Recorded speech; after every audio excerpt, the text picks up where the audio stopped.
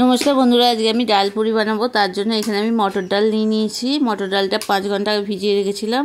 এখানে মশলা নিয়েছি, গোটা গরম মশলা, মৌরি, ধনে, জিরে, এগুলো সব কটাকে আমি শুকনো ভেজে নেব।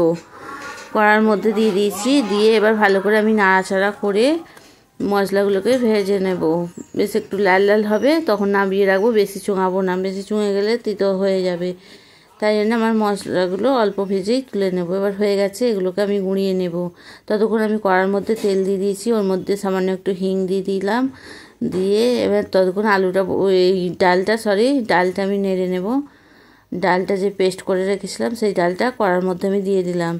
দিয়ে এবার নাড়াচাড়া করব। তার মধ্যে একটু আদা বাটা দিয়ে দিলাম। আদা বাটা দিয়ে এবার মশলাগুলি যে গুঁড়িয়ে রেখেছিলাম ওর মধ্যে আমি দিয়ে দিলাম। দিয়ে সামান্য স্বাদ মতন লবণ দিয়ে দিলাম। দিয়ে এবার আমি ভালো করে মশলাটাকে মিশিয়ে দেবো এর মধ্যে। দিয়ে এবার আমি কড়ার মধ্যে আবার লঙ্কা ফোড়ন দিয়ে দিলাম, 5 ফোড়ন দিয়ে দিলাম। দিয়ে এবার আমি আলুর তরকারিটা বসিয়ে দেবো। আলুটা দিয়ে দিলাম এর মধ্যে।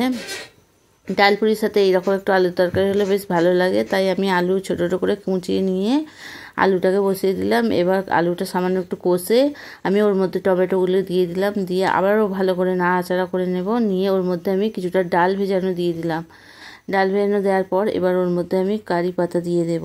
কারি পাতা দিয়ে আবার ভালো করে আমি নাড়াচাড়া করে নেব, কারণ কারি পাতাগুলো একটু বেশ সেলুন না হলে ভালো লাগে না। একটু ভাজা হয়ে গেল, এবার এর মধ্যে আমি জল দিয়ে দেব। পরিমাণ মতন জল দিয়ে ওর মধ্যে স্বাদ মতন লবণ দিয়ে দিলাম, হলুদ দিয়ে দিলাম। এবার দিয়ে দেব সামান্য একটু চিনি। দিয়ে ততক্ষণ আমার ময়দাটা এদিকেও রেডি করা হয়ে গেছে। দেখো ময়দাটা আমার রেডি করা হয়ে গিয়ে লেচি কেটে এবার এর মধ্যে আমি ডালটা যে করে রেখেছিলাম ওর মধ্যে আমি পুর দিয়ে দিলাম। এবার প্রত্যেকটাকে এইভাবে একে একে আমি পুর দিয়ে নেব ডালগুলো। তো ডালগুলো পুর দিয়ে নিচ্ছি, ততক্ষণ তোমরা আমার ভিডিওটা ভালো করে দেখো। যদি ভালো লাগে অবশ্যই লাইক করবে, কমেন্ট করবে, শেয়ার করবে। এবার আমাকে সুযোগ করে দেবে।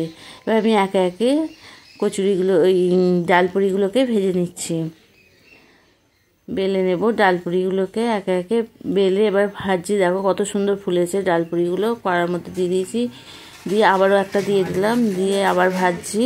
এই ডালপুরিগুলো বেশ একটু মুচমুচে হলে ভালো লাগে। দোকানের ডালপুরির থেকেও এইভাবে তোমরা ঘরে বানাবে, খুব ভালো লাগবে খেতে ডালপুরিগুলো। তো আমি একে একে এইভাবে সব কটা ডালপুরি বানিয়ে নেব।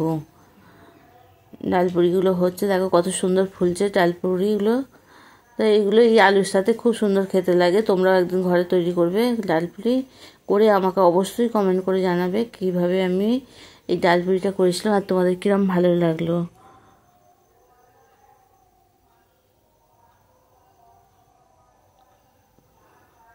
দেখো আমি এবার খেতে বসে গেছি।